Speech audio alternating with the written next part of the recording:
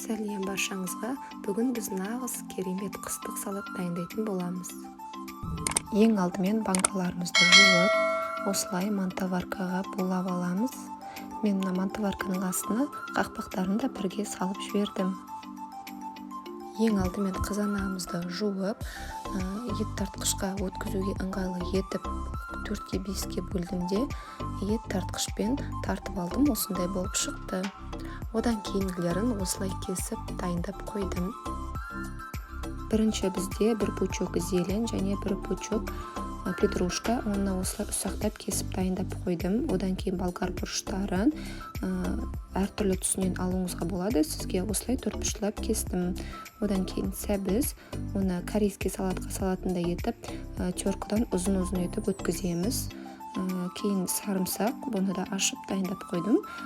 Пиязымды да осылай тамаққа салатындай етіп турадым, және бір кесе сұйық майымды құйып қойдым. Ал енді бастаймыз.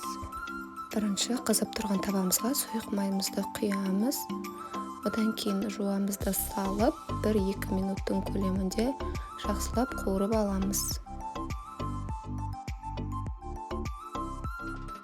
Енді үстіне жаңағы 4 бұрыштылап туралған болгар бұрыштарын салып, осылай араластыра отырып, 7-8 минуттың көлемінде қуырып аламыз. Одан кейін ұзын етіп кесілген немесе теркадан өткізілген сәбізімізді салып, бұны жақсылап араластырып, мұны да 7-8 минуттың көлемінде қуыратын боламыз. Міне осылай әдемі болып қуырылып жатыр. Енді осының үстіне жаңағыдай тірі қызыл ащы болгар бұрышы бар ғой, соны ұсақтап кесіп салуымыз керек. Бірақ менде ол үйде болмағасын, осылай ұнтақталған қызыл бұрышты бір ас қасығын қостым. Ал егер де сіздерде болгар бұрышы болып жатса, оның 2 данасын ұсақтап кесіп салыңыздар, кішкене ашылау болып шығады. Егер ашыны ұнатпасаңыз, 1 данасын салуға болады.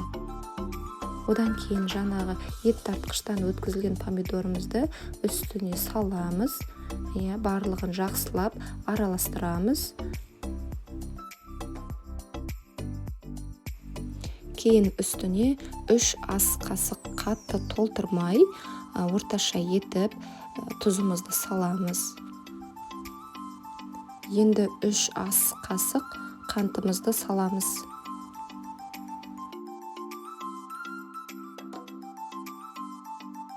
Қатты отта салатымыздың бетін жауып, толықтай қайнататын боламыз. Енді келесі кезекте бізде 70% немесе 9% уксустың 1 ас қасығын саламыз. Одан кейін бетіне қалауларыңызша лабыр жапырағын салуыңызға болады. Мен 5-6 лабыр жапырағын салып жібердім. Оның үстіне домалақталған қара бұрыштардың 10-15 штугын саламыз. Шамамен 20 минут өткеннен кейін үстіне ұсақтап туралған сарымсағымызды саламыз, жақсылап араластырамыз. Енді үстіне аскөктерімізді салып, барлығын толықтай жақсылап араластырамыз. Дәмін тағы да бір рет қарап жіберіңіздер. Егер де тұзы аз болып қалып жатса, қосып жіберуге болады. Осының барлығын араластырып, 10 минуттың көлемінде тағы да қайнатып аламыз. Сонда біздің салатымыздың толықтай дайындалуы уақыты 40 минут болады. Міне салатымыз дайын болып қалды. Енді осыны жаңағы буланған банкаларымызға ожаумен қатты толтырмай құятын боламыз. Менде шамамен 1 литрлік банкаден 4,5 банка шықты. Бұның жартысын жеуге алып қалдық, жарты банкадағын, ал қалған 4 банканы қыс айына, қыс мезгіліне, яғни жеуге салып қоямыз. Барлығын құйып болдық. Енді банканың бойын суытпай, бірден қақпағын жауып тастаңыздар. Менде осындай брандалы қақпақ, ауа кіріп кетпегеніне көз жеткіземіз, қатты бұраймыз. Одан кейін жылы жерге төңкеріп, көрпеге орап, 1-2 тәулікке қоямыз, яғни толықтай суығанша. Өте керемет салатымыз дайын болды. Егер видео ұнаған болса, лайк басып, подписаться жасап қойыңыздар. Рахмет, барлықтарыңызға ас болсын.